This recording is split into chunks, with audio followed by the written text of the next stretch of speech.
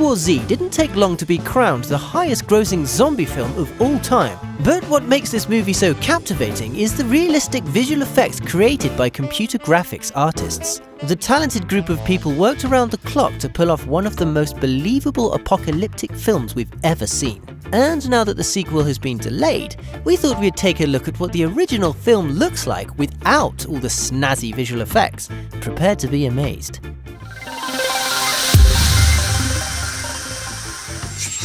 The Agents.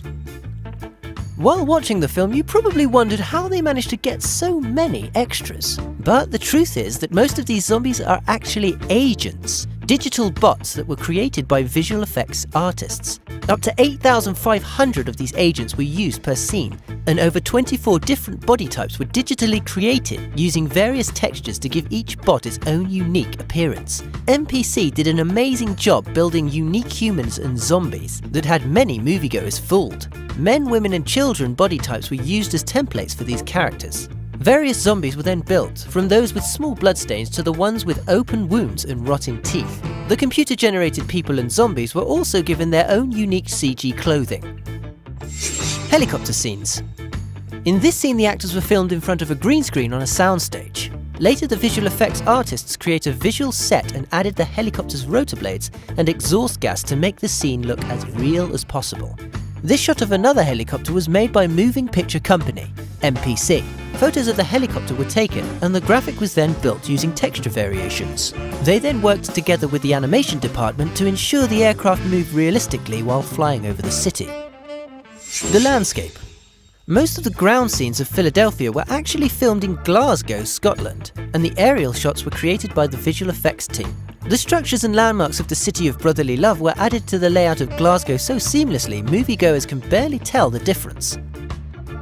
This particular scene took place in Jerusalem, but it was actually filmed in Malta. After filming was completed in front of a green screen, MPC was in charge of mixing in thousands of humans and zombies crawling all over structures and running through the streets.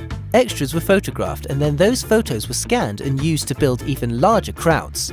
The architecture from Jerusalem was then superimposed onto the scene. The plane destruction. This scene where a grenade explodes inside a plane was filmed inside a section of plane, but green screens were set up outside of the windows. A few extras were inside the cabin as well as Pitt, who threw the grenade. The explosion, vapor and debris were all enhanced with CGI, as well as the zombies that get sucked outside of the huge gaping hole in the aircraft. And the mountains, trees and sky were also added outside of the windows by MPC. Which movie would you like to see without visual effects next? Let us know in the comments below. In the olden days, what you'd see on a movie set would look pretty much the same as what you'd see in the final film. But with modern technology giving us the capability of CGI, all you need is a green screen and a couple of props. And because of this, movie sets nowadays look completely different to what you see in the final movie. So here are some movie clips without the visual effects, for you to see what they really look like. Life of Pi. In this movie, we see that Pi Patel spends most of his time in a boat at sea. Oh yeah, and there's a tiger there too. Except they're not at sea and there's no tiger there. Nearly the entire movie was filmed in front of a blue screen, and the tiger was completely CGI. However, for the close-up shots where Pi has to physically interact with the tiger, they didn't use a tiger either. They used a blue teddy bear, with badly scribbled on eyes. Captain America Civil War. This film used tons of green screens for locations that you would have thought you could get away without having to use it. Like the fight scene between Team Iron Man and Team Captain America that takes place in an airport. I mean, is an airport really something that has to be done with CGI? Apparently so. But the scene where Captain America stops the helicopter from taking off with his bare hands makes more sense, as that was done at ground level rather than on a dangerous rooftop. The Wolf of Wall Street. You'd think that being based on a true story, there wouldn't really be any need for fancy fantasy scenery, but this film was full of it. It was used for foreign locations the characters visited, to enhance the beach houses that they partied at, and of course for more obvious things like having a lion walk through the office. Yeah. Gravity. This wasn't actually entirely filmed in front of green screens, but in front of TV screens, in order to get the right lighting on the actors' faces. But yes, the majority of the scenery is computer generated, as so are some of the props, as some of the controls you think they're interacting with aren't even there. I'm not sure if this is clever or just lazy. Godzilla!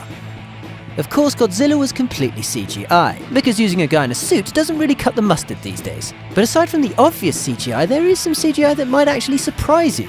For example, when the army's on the coast trying to attack the monsters, there's nothing there. Just green screens and a fence and some soldiers. Jurassic World. Of course, this movie heavily relies on CGI, as dinosaurs are extinct, and dressing an actor up in a dino suit looks, well, we all know what that looks like. So as a result, many of the scenes look entirely different to what's seen in the movie. In many scenes where a dinosaur would appear, actors had to imagine there was something there. And in other scenes involving raptors, for example, they had actors with these funny helmets and motion sensors on them for a point of reference. And as if creating pretty much all the dinosaurs with CGI wasn't enough CGI, even the scenery was enhanced with CGI, made to look even more amazing. Batman vs Superman in Dawn of Justice. Most of the Gotham City scenery was done with CGI, and being a fictional city, this was to be expected. But what's surprising is that they used CGI for Batman's powered armor, in order for the actors to be able to move around more freely. And for a huge chunk of the fight, it wasn't even Ben Affleck fighting. It was just a stuntman. Huh. What did you think of these scenes? Did they look completely different? Let us know in the comments below.